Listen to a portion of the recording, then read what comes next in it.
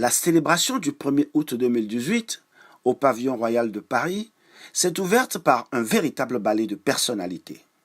À l'accueil, les autorités diplomatiques et consulaires du Bénin en France, qui ensemble ont conjugué leurs énergies pour porter haut les couleurs de la nation auprès de leurs hôtes, diplomates, partenaires économiques béninois de la diaspora.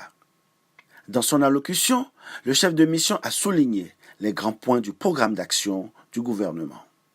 Ce programme s'articule sur 3 piliers. Consolider la démocratie, l'état de droit et la bonne gouvernance.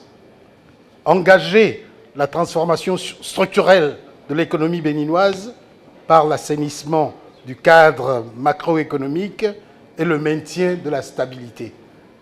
Améliorer les conditions de vie des populations par le renforcement des services sociaux de base et la protection sociale, ainsi que le développement équilibré et durable de l'espace national.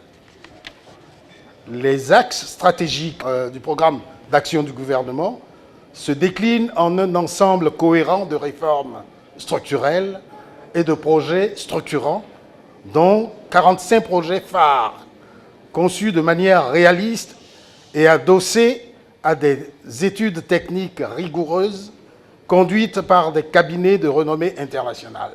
Moins de 2 années après le lancement de cet ambitieux programme de développement, nombre de projets d'envergure sont en cours de réalisation ou en voie de l'être. Grâce aux efforts accrus de mobilisation de ressources au titre du programme d'investissement public, mais aussi et surtout avec le soutien ferme et déterminé des investisseurs internationaux et des partenaires techniques et financiers, PTF, séduits par l'audace de l'approche pragmatique et méthodique du président Patrice Talon et de son gouvernement. Une seule intervention suivie d'un toast en l'honneur de la coopération bénino-française.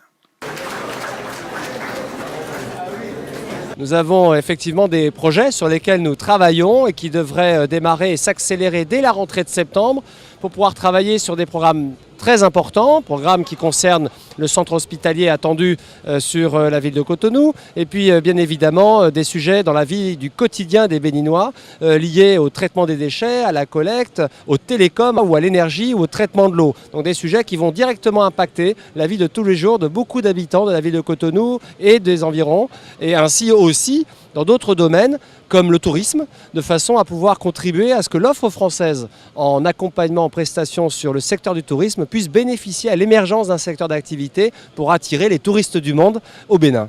Merci beaucoup à l'ambassade du Bénin de nous avoir invités. Merci d'avoir invité par mon biais l'Agence française de développement. Nous, ce que je veux souhaiter au Bénin, c'est beaucoup d'énergie. Beaucoup d'énergie et beaucoup d'optimisme. C'est un pays qui a énormément à faire, énormément à donner. Donc, passer aussi le message au gouvernement du Bénin qu'ils trouveront toujours à leur côté la France et l'AFD comme partenaire technique opérationnel pour les accompagner et mettre en œuvre toute cette bonne énergie qu'on ressent ce soir. La convivialité était palpable, la cuisine béninoise au rendez-vous, dans une ambiance musicale qui a fait le bonheur des participants.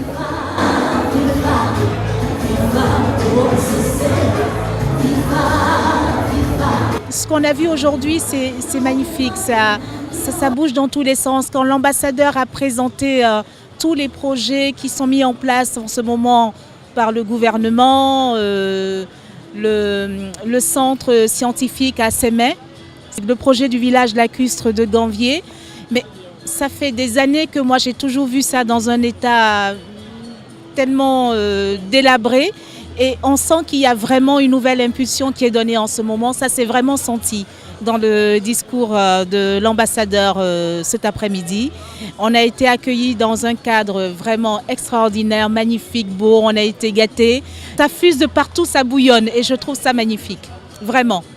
Donc moi je pense que la fête du 1er août, c'est la fête de l'indépendance, de la souveraineté internationale, mais c'est également la fête de la construction nationale. C'est ce que j'ai envie de dire. Il faut que ça devienne la fête de la construction nationale. Et qu'à l'avenir, pourquoi pas dès le 59e anniversaire, que nous aussi on puisse avoir, pourquoi pas, une sorte d'état généraux, que ce soit à l'étranger comme au pays, pour qu'on puisse réfléchir à qu'est-ce qu'on a fait de l'année qu'on vient de gagner et qu'est-ce qu'on fait de l'année prochaine.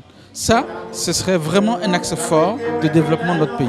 Mention spéciale au site Ojala pour sa tombola et à l'artiste peintre Eustache Agumpe qui, avec le soutien des autorités diplomatiques, ont aussi contribué au succès de la célébration de ce 1er août 2018 à Paris.